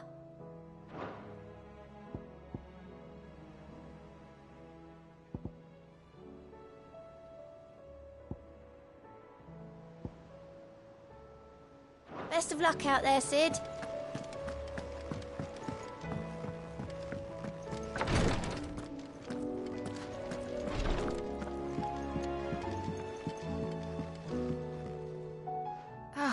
Me lords. How are you feeling? Well, thank you. Is something wrong? Wrong? No, nothing like that. What it is... Go on, please.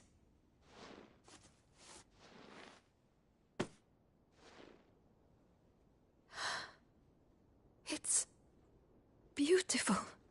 Did you make it? We did. Aye. It's from all of us here at the Hideaway. Your new family, like. It's a good luck charm.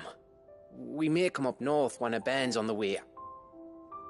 I mean a baby. To let him know that they're part of the family too.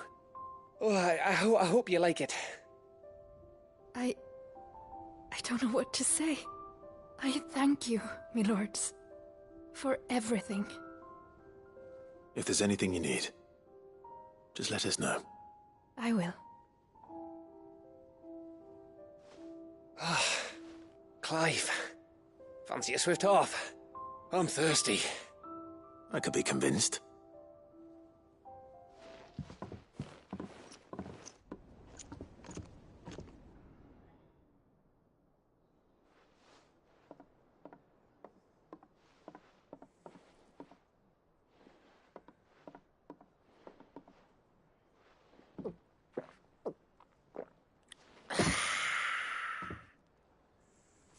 Don't you think you've had enough?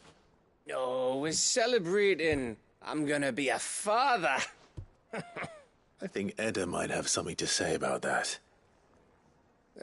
You know what I mean. Bit of light in these dark times.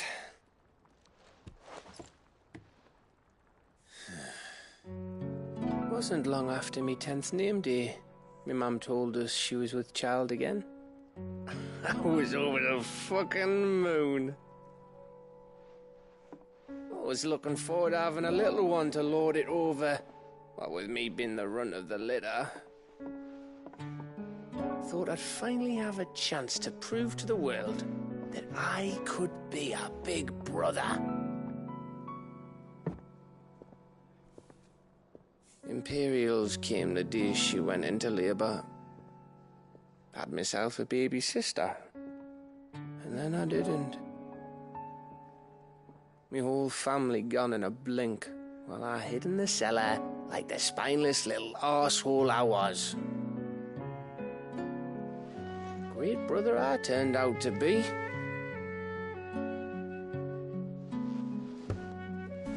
I'll never be a leader. And I'll never be a hero. I'm just a daft little dog who comes running when his master calls. I'll never be like you, or Sid, or Jill, or even Torgal. Have you finished? Maybe.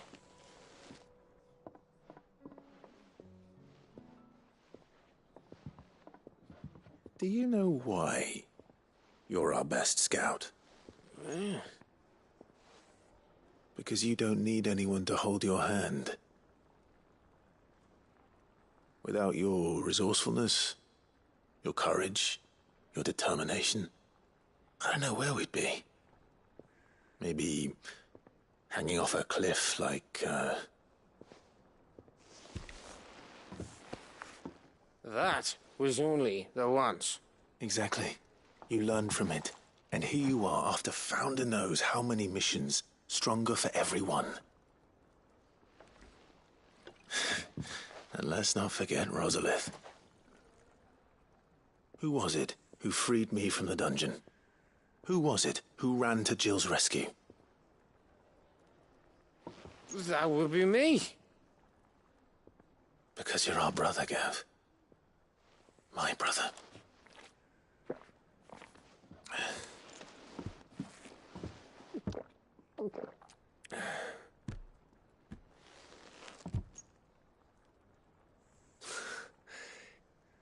Your brother.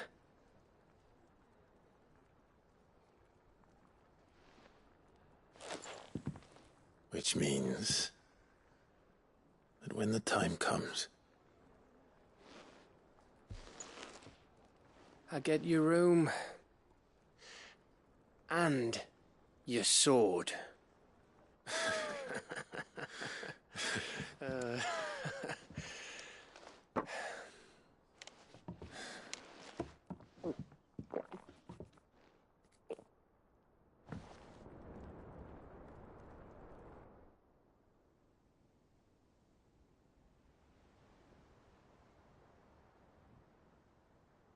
I may have had one too many.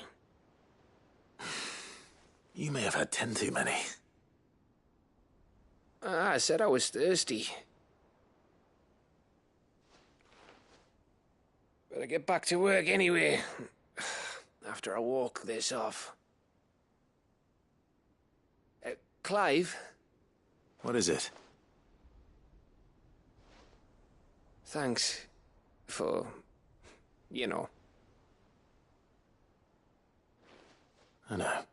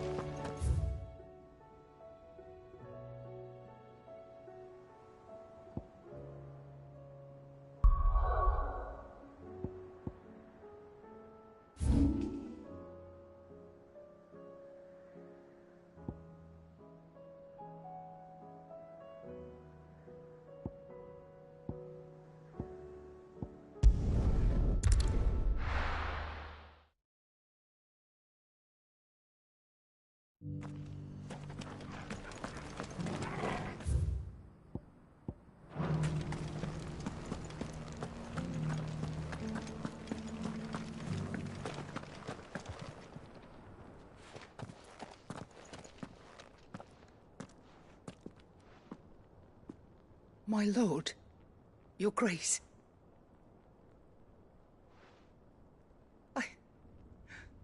I hardly recognize you. I am Goditha, retainer of House Rosfield, loyal servant to the Phoenix and his shields. Your father, the Archduke Elwyn, entrusted me with the delivery of a gift. I only hope you can forgive my tardiness in bringing it to you. Lift up your head, Lady Goditha. You have our gratitude for your service to our house and to our father. I merely did my duty, as any proud Rosarian would. My lady, perhaps you could explain a little more? What exactly is the gift you bring? As I'm sure you know, it has long been the custom for the children of House Rosfield to be presented with certain keepsakes upon their coming of age. Indeed it has. Our father often spoke of the day when our turn would come. And had he lived to see it, he would have presented you with the treasures I bear. Matching armbands for you both. Alas, he did not live. Indeed, he was taken from us even before they could be completed. He had intended to claim the Heartstone with which each armband was to be finished himself, but it was not to be. And his gifts remain incomplete. I see. It saddens me to bring them before you, as they are. It was your father's wish that you be presented with the finished articles, not these works in progress. But with his grace long since gone, and the stone left unclaimed, I had little choice. You are grown men now, and his house is yours. And while I would not presume to insist upon your claiming the Heartstone in his stead, I know that nothing would have pleased him more than for you to do so. Thank you, Lady Goditha. What say you, Clive? What else? Of course, my lady. May our father's will be done. Oh, I am much obliged. Do you know where we might find this Heartstone, my lady? I do. Though it may be a matter of a good deal more than simply happening upon it. It is found in the bellies of elder griffins, you see. We do at least know where to find one. A certain specimen has made its nest in Titan's Wake, not far from here. A certain specimen? You are most perceptive, Your Grace. In answer to your unspoken question, yes. In fact, this is the very same beast your father meant to slay. I have been tracking its movements since you were but a boy. Were you to slay it in his stead, as men of House Rosfield, it would surely make your father proud. What say you, Joshua? What else?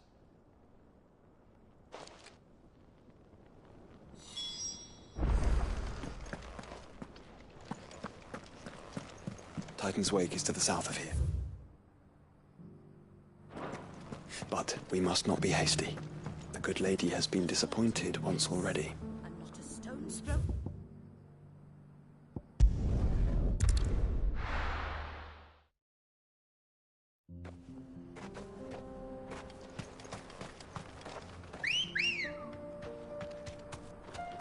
Let's go. Yeah!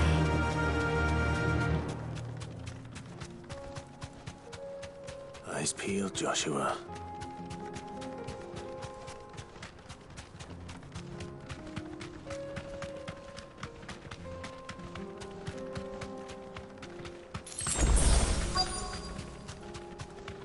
Caution.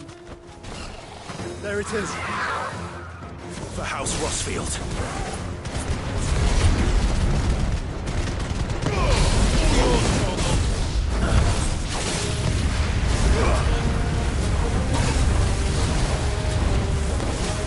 Nice try.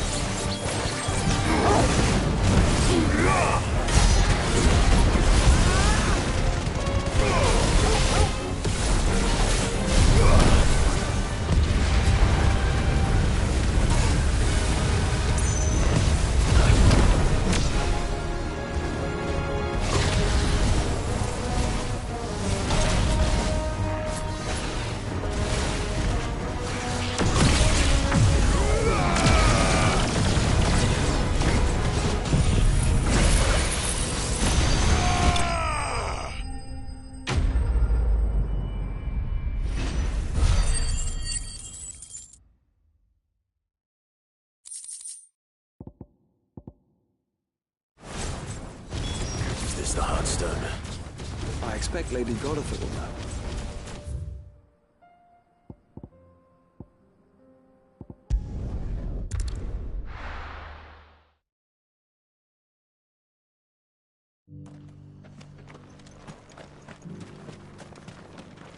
Here, take a look at my wares.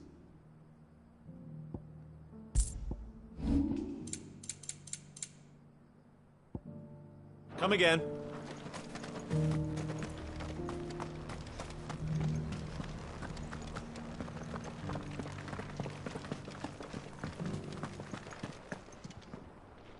Oh, thank the Founder you were safe. The Griffin is slain then? And the Heartstone claimed.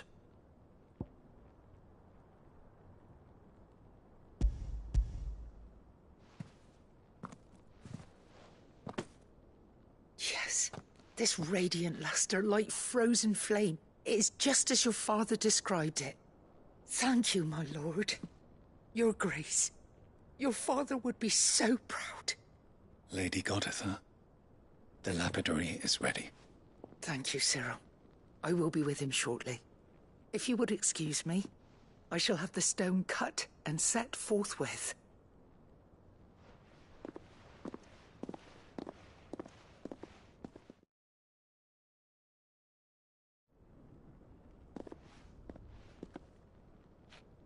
The armbands are complete.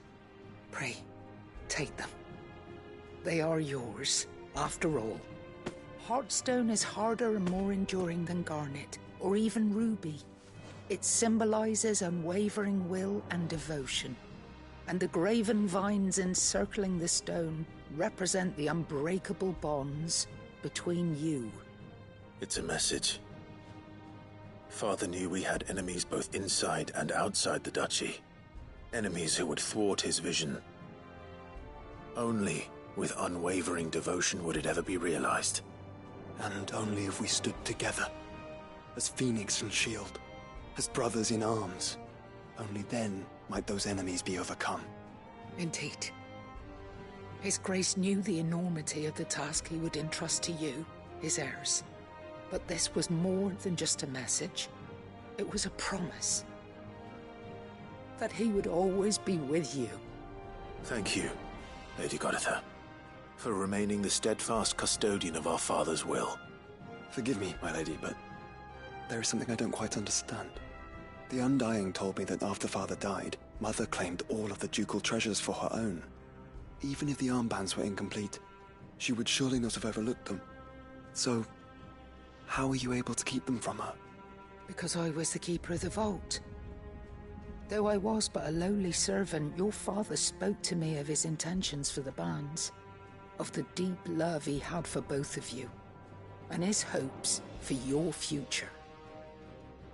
In the days before the disaster at Phoenix Gate, I discovered that the Duchess had ordered her jewelry be sent away from the castle.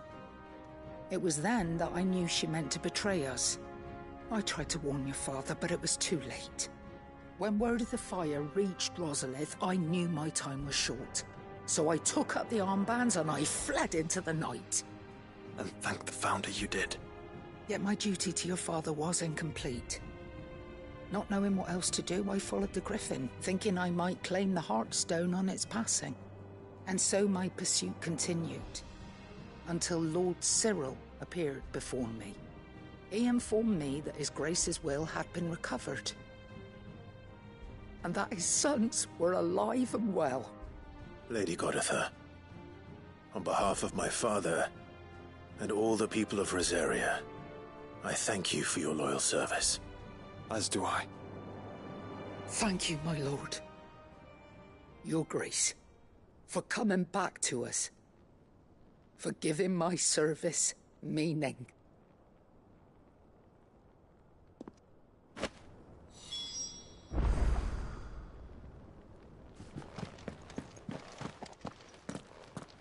The bands suit you well.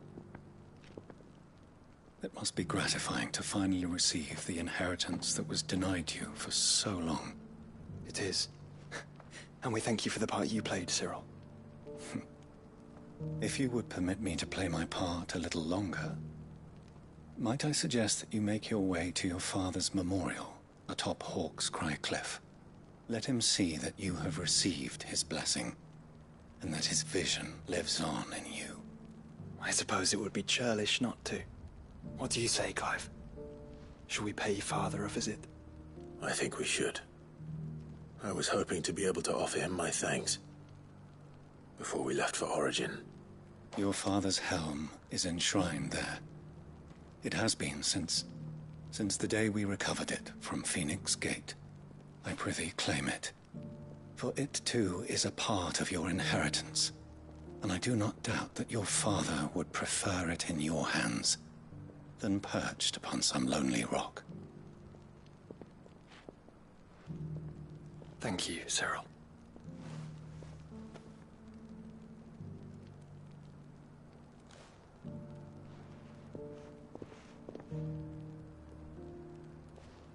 Come on, Clive. He's waiting.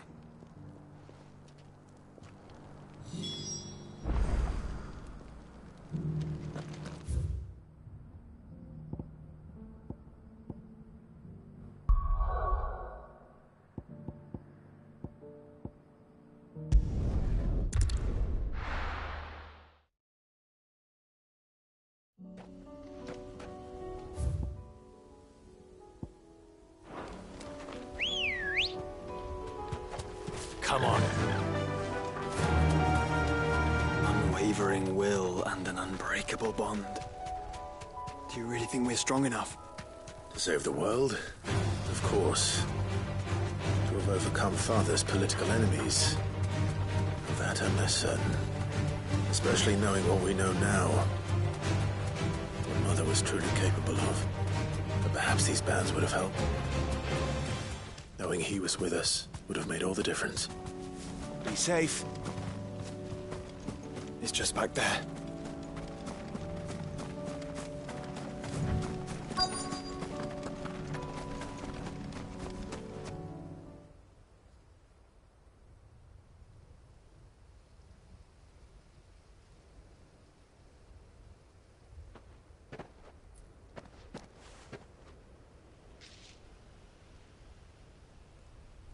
Father always fought for what he believed was right.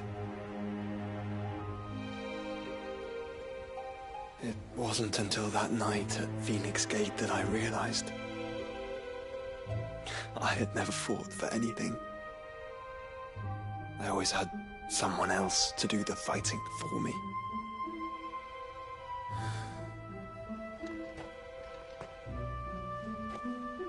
No matter how fate conspired against him, he never lost heart, never looked back, never stopped fighting. To me, he was the greatest of men. And I've been trying to live up to his ideals ever since.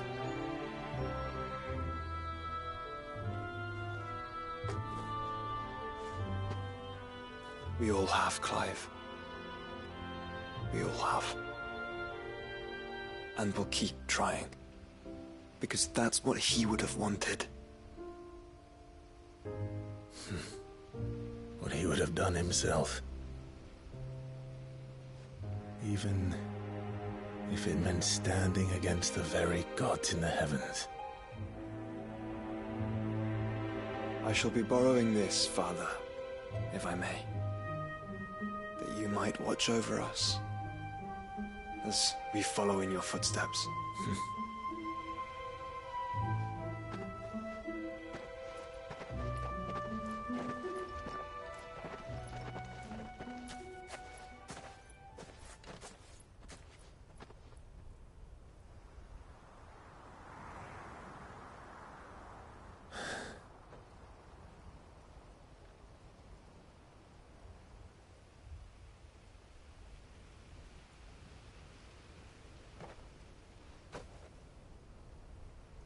We won't lay you down.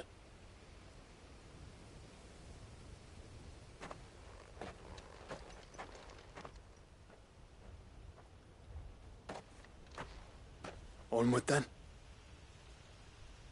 Onward. To the end. And to a new beginning.